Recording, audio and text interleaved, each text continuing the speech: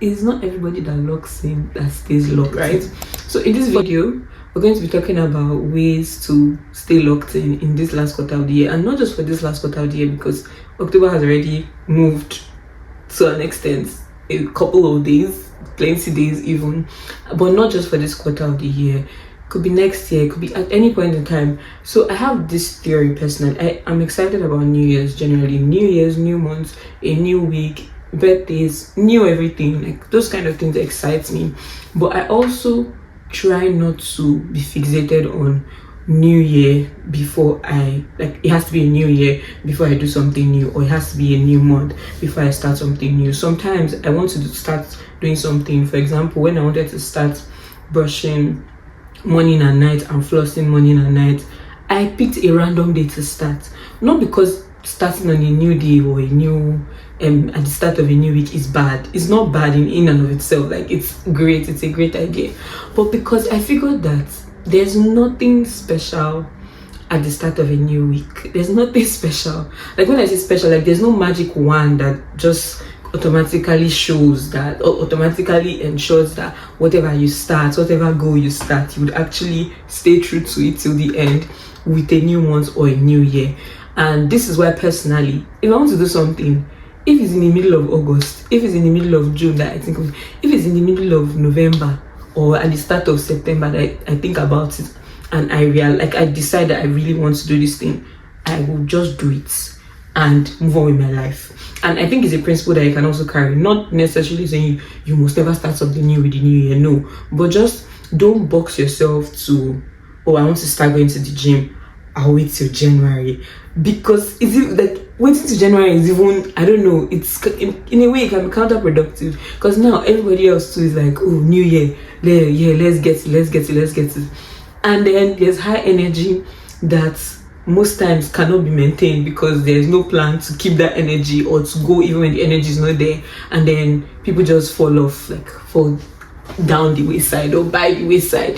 And so it doesn't have to be a new year, it doesn't have to be a new quarter, but if you just want to lock in at any point, or you feel that you've been slacking a lot, or you have goals to achieve and you really want to, focus on these goals, like block out all the noise and get things done, get stuff done, take things off your list that I've done this, I've done that, or I promised myself I'll do this and I've done it. That's what this video is for. That's what all my rambling is for. So if you're new here, hi, my name is Fisayo. I'm Fisayo the baker because I bake cakes. And welcome to my channel. Film, lifestyle, business, and faith-based content. If any of those things interest you, then you should subscribe. Before we even continue this video, just subscribe, because so much goes into creating these videos, and I would really feel supported and loved when you subscribe. So thank you in advance, and thank you now as you subscribe. Anyway, so into today's video, locking in, making sure you stay locked in. Number one thing is to actually have a plan, but not be boxed into your plan. People will be like, oh, lock in, and then you're like, okay, yeah, I'm going to lock in, I'm going to stay focused on the work I have to do and blah blah blah. But we forget that having a plan to back up what we want to do is what helps it achievable, like it's what helps us achieve it, right? So it is not enough to say I want to start a business and I want to be able to make $10,000 from this business monthly. How would you do that? How are you going to achieve this goal? And it should not just be, okay, I'll be posting every day so that I would make, or so that I would have 5,000 followers in a month or something. I mean, it's possible, but a plan would be more like, what kind of content would you be posting? What kind of content would you be filming? Are you going to film it alone? Do you, at the point you are in life, do you have the time to actually come up with scripts, like write scripts, edit them, film them, all of that, edit videos, and then post them, follow up with it, like reply? Do you have the capacity to do all of that would actually bring the engagement you want and the followers you want and the money that you want? Or is it something that you have to delegate? So it's a lot of being honest with yourself. Number two would be being specific. I stand to be corrected, but I don't think you can lock in on every single area of your life at once. You can, but I think it will like, first of all, balance is a myth, right? There's no 100%, like when you're 100% or like every single thing is 100%. I feel like at different points in our lives we need to prioritize different things. So as of last year and this year, I'm prioritizing school, because that's the major reason I came to Canada, and I need to pass to be done with school and move on with my life, right? So there was a lot of focus on school, focus on schoolwork, getting things done, submitting my assignments on time, reading, preparing, and just understanding what I'm being taught in school. And so that was my priority. It did not mean that I was not like I was no longer a Christian, or like I was not praying, or I was not going to church anymore. It did not mean that I was not actively thinking of my business and how I'm rebuilding and starting again here. But at the time, the major thing has just been school. I mean, now like we're winding down, so there has been a move of my focus to other things now. But at different times, different things with priority.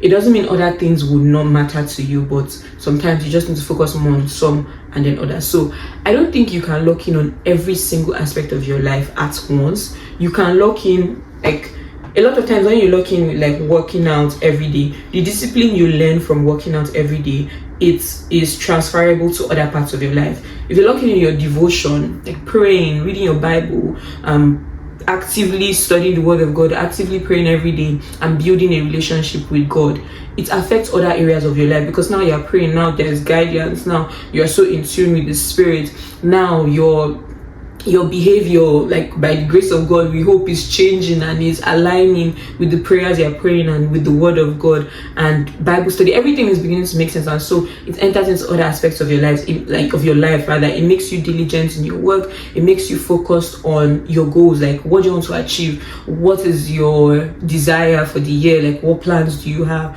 and focusing on them and achieving them. So like it can be transferred, like this discipline you learn from one area that you lock in, don't get me wrong, it can and it will be transferred to other areas. I've seen it happen in my life, it's still happening in my life, and I've seen it happen to other people as well. But when I say focus on one place, if it is Q4, you want to, like, maybe throughout the year you feel like you should have been promoted at work, but you've not been promoted for some reason, like one reason or the other, and then you decide Q4, I want to get my promotion, or I want to actively work towards my promotion. Now you're focusing on it, you're like learning more things, you're building your skills, you're improving at work, you're delivering KPIs, everything is making sense, and hopefully, like, if your plan works out well, you're able to get a promotion in good time, whether in that same quarter or the next quarter, and then that's what you're trying to achieve. It does not mean you're not trying to achieve something in other areas, but you've locked in there and you give it your all. Because of how much work it is to lock in, now we've even made it sound so easy. Oh, lock in, and it just seems like everybody should just be able to lock in. It's hard work, especially because of the kind of generation that we're in, right? There's a lot of distraction, there's a lot happening, there's always something happening. I think the other day I was just with somebody and I'm like, there's just always something. I mean, groceries finished today. No, you buy groceries today, and next thing they finish, you are trying to sort this thing out. Eventually, maybe after a long while, you eventually sort it out, and then something else comes up. Maybe you're trying to apply for a visa, you're trying to apply to renew your passport, you're trying to apply to do this one, you're trying to finish up with school, you're trying to get your life in order, and sometimes it just seems like a lot is happening. What's going on, right? And so locking in requires an insane level of discipline that not everybody has, and if you are able to by some way fight this good fight and actually stay focused on what you want to achieve, you would be unstoppable. But it really helps when you focus on one area, and trust me, the benefits of you focusing on that one area, it enters other areas. The benefits, which one of its like benefit of locking in is discipline. You are disciplined, you become more disciplined, it enters into other areas of your life. So the third point would be surrounding yourself with people that also are focused. Not like every single friend of yours must be doing the same course you are doing, or must be in the same field or the same career as you are. But when I say people that are focused as well, I mean people that most likely also want to lock in or are locking in. If you're trying to lose weight, or you're trying to gain or lose weight, and you surround yourself with people like that, so people that you'll be going to the gym together, people that you're eating healthy with. There's a time I did no sugar challenge, I think for a week or 2 weeks. I could not for the life of me accept, like I could not even believe, I would never have believed that I'd have been able to do it, but I did it with my friend, and we used to send each other pictures. So you have to send proof of, you don't just say, oh, I've eaten today and I know it's sugar. Like you have to send proof of your food. So a picture of your food. Oh, I had breakfast, or I had a snack, I had this, I had that. First of all, just the thought of me and this person are doing this thing together, I'm not alone, it made me feel good. And also that accountability of, I'm about to eat a slice of cake, and I'm going to have to send a picture of this thing to my friend. Why not? Like, why don't I just eat rice, or like eat, what else now? It's a salad. It's something that I would be proud to send as a picture, right? It seems small, but there's just the way the brain works that these things is not small. It's actually a big deal. So that helped both of us to stay accountable and stay connected to each other and stay to the end of it, like really, really follow what we want to do, and we did not take sugar. So yeah, that was nice. So having people around you, when people start working out and they have maybe like a gym buddy, most times they stay locked in for a while, if not even for the rest of their lives. They stay locked in because there's only so much strength and encouragement you can muster for yourself. I mean, it's very important that you are self-motivated. You're an adult, you're not a child. You don't expect us to be the ones telling you what to do every time. You don't expect that your friends will be the one that would always want more for you. You need to want more for yourself as well. You need to come to the point where you're angry with your current situation and you want to change it, and then you do something about it. But there's also a huge role that having support plays.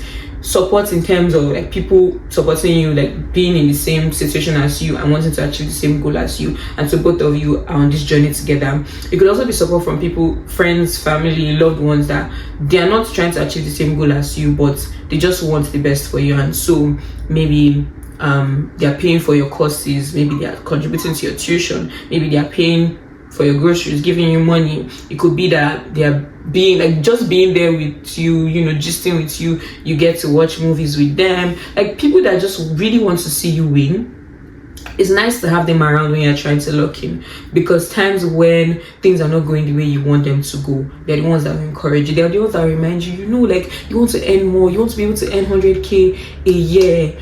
If you don't do this thing, like if you don't finish this course, if you don't do this, if you don't take this certification, you're not going to be able to get it. And just that reminder, it goes a long way. And it may not feel like a big deal in the moment, or now that I'm saying it, but when you experience it, you realize that, wow, I can't believe I actually stayed through to myself or stayed focused on this thing just because people were cheering me on and people were encouraging me. So that helps a lot. Final point would be to set goals that are within your control.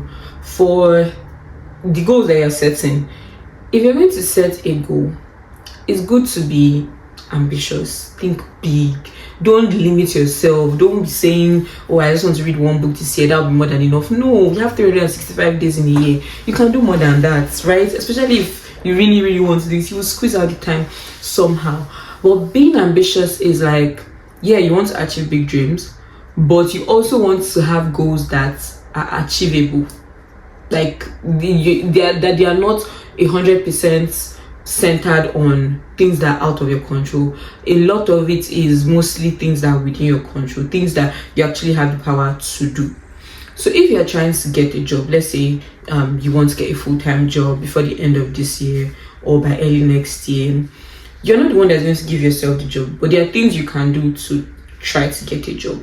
So if you're setting a goal, your goal is like to get a job, but the way you can phrase the write-up, or like the way you can write it out, or the way you can envision the goal, is to apply to jobs, speak to people, maybe go for more networking events, things like that. So it's not just, oh, I want to do, like, I must get a job, I must get a full-time job. It's like, yeah, we know you want to get a full-time job, you will get a full-time job, but it is, what are you going to be doing?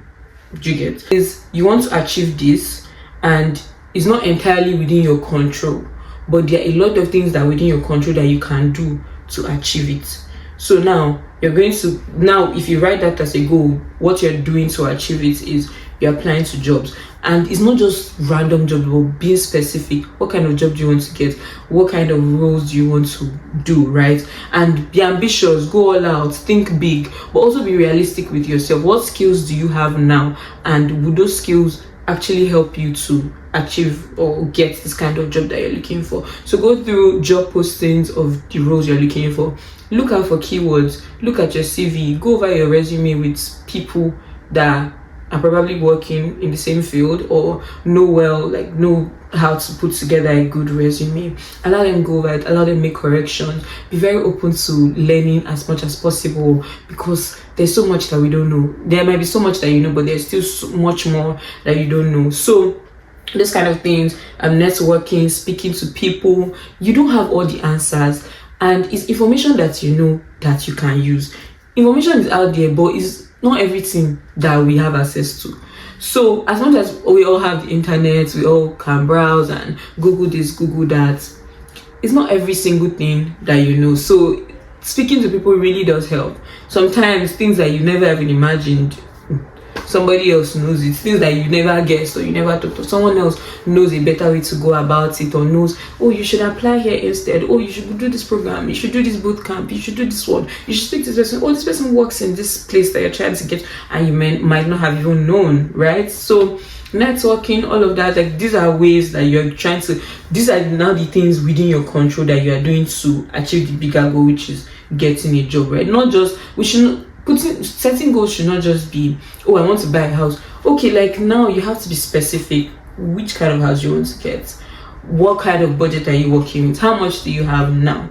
Is it realistic to say with what you have you can actually afford a home by the end of this year or by the end of next year? Like, how long would you want to save for to make a deposit? Things like that, right? So some of it, many times the big goal is not entirely within our power. So we have not achieved the goal because we don't have the entirety of power to achieve it yet, but we have the ability to achieve the small steps that would lead to that goal. So phrasing your goals in a way that it sounds realistic and it sounds reachable to you, so it doesn't just sound like something that is so far away that, oh my god, would I ever achieve this thing?